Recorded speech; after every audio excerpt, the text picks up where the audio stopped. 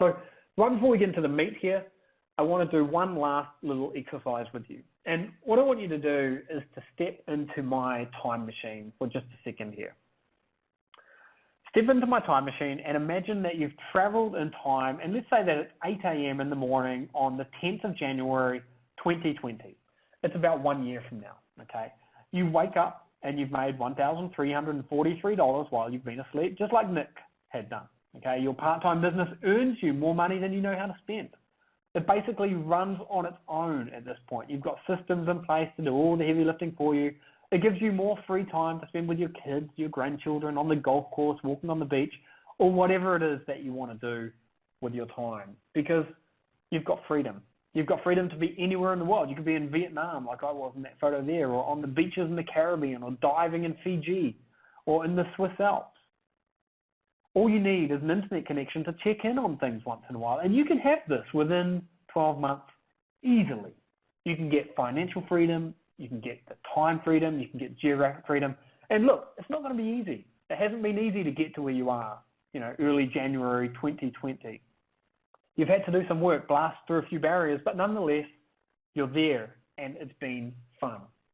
This is not a pipe dream, okay? This isn't fiction.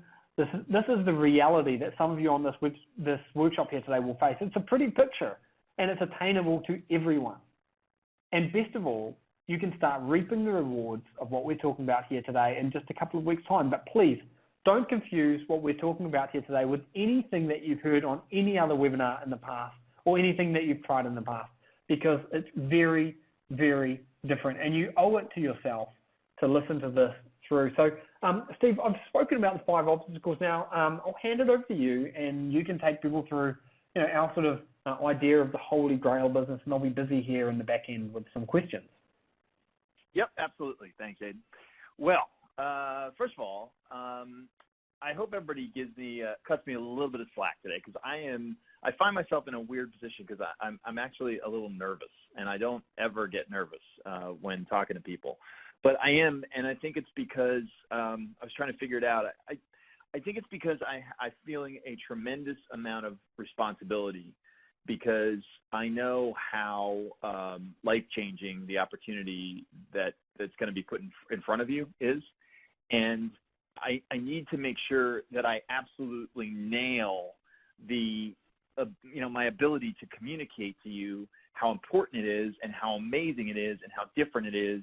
And so I'm going to get a little excited. I might get a little aggressive. I might get a little yelling and screaming and that kind of stuff. And so I apologize up front, and I hope you cut me some slack, because there is much at stake here, guys. Okay, so why do we care about a holy grail of business model? The reason is, Aidan talked about this. We are passionate about helping the most amount of people that we can, right? Having the biggest impact on the most amount of people that we can by teaching them how to build their own businesses and really basically achieve their why, by doing that, And so in doing that, we typically, we run a training session once a year, and we are constantly looking for the easiest way, the path of least resistance, the best way to have the biggest impact on the most amount of people. That is our goal, all right? So in doing that, we try to figure out, and we try to talk all the time about, all right, well, what is the holy grail business model? What is the best business model? And so it's really important for you to understand what went into our decision to move forward in the way that we did. But plus, you can use these to evaluate any, business model ideas or opportunities that come your way. All right? We've got 14 things that we look for, 14 things that you have to check those 14 boxes in order to make sure that this is the right opportunity and the right path to have the biggest impact on the most amount of people, okay?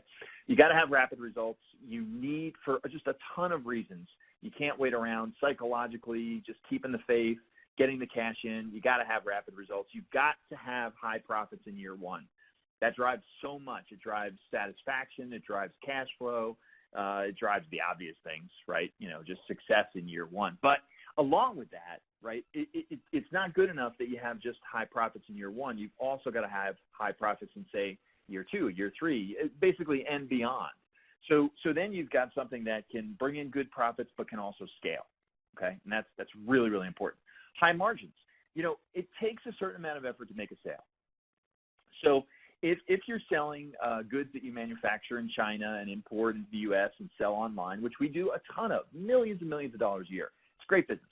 But if you're doing that, you're going to exert a certain amount of effort to make a sale, and you're going to get a return of maybe 10%, 15%, maybe 20 if you're lucky. So that's just the nature of the business.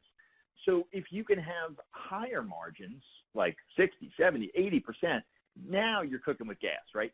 That is the kind of that belongs in the holy grail of business model if you can check that box. Excellent cash flow. You've got to be able to take the cash out of business, because if you have to keep buying inventory, months and months in advance and all that kind of stuff, then you can't take the money out to achieve your why and to run your life and that sort of thing. Low fixed costs. You can't have a high burn rate. You don't want anything hanging over your head. You want to be lean and mean. You don't want anything pressuring you or anything like that. And obviously that drives margins and profitability. Low customer count. Think about this. If you have to sell, 1 million widgets at $1 each to bring in $1 million and get 1 million customers because they're non-recurring, versus, 7 customers to bring in that same $1 million, which is better, right? It's obvious. It's easier to get customers when you don't need as many, and it's easier to keep them, when you can manage that group of customers really carefully. So low customer count is really important. So these 7 things are critical. And by the way, you're going to see some screenshots of like the traditional proof screenshots, of income from people and stuff. And people have asked me, like, well, if you haven't taught this, where are these coming from? Who are these people? So this is a business model that we're talking about here today that we have done since the beginning. Since the first day I left corporate America, I have done this. And it has been the only business model that has really stayed with me almost unchanged for that whole period of time. It's also the only business model that I think is, for like 90% of the people who I know are successful, is the one common thread that all of these people are still doing in one form or another. And so it's a really important business model that we teach and coach with people in our like really small mastermind group that we that we've been running for 6 or 7 years, that we only can impact a very small number of people up until now, right?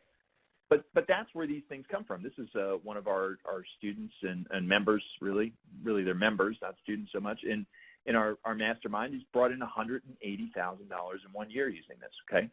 So you'll see that spread out throughout this, and you'll see some more specific testimonials with some pictures of these people, just so you have an idea of what's possible, right? It's really important. Here's another one. This is recurring sales from one customer over the course of, I think it's like 13 months or so, bringing in every single month, over $15,000, okay? These are the types of customers that are fantastic. You can have a low customer count. You can have, high revenue, so you got high results in year one. You've got really high margins on this. I mean, this is what I'm talking about, right? This is why it's important. So here are the other things that you need to keep in mind. We talked about the 7, probably the most important ones, but you got to tick the boxes on all 14 in order to be able to say that we're going to knock it out of the park. It's got to be easy to sell. That's not necessarily because you want to sell. That just means a whole lot of things. It means you're building an asset. It means it's something that can be valued. You could borrow against it. You can give it, will it to your kids in the future. You can have partners buy into it. There's a million things you can do. It's really, really important. You want to have low competition. You want to have low, for obvious reasons, but you also want to have low startup costs. You don't want to have to buy 6 months worth of inventory. Predictable. This is huge. So almost any business model that you're going to look at, that you're going to evaluate, that you're going to think about doing, it is going to be something that someone else is doing already. And you want to be able to point to it and say, yes, okay, I see they're successful. I can easily see how I can take that success and I can replicate it. It's predictable. There's an assurance that I'm going to be successful. That is a really, really important element of what makes the holy grail of business models.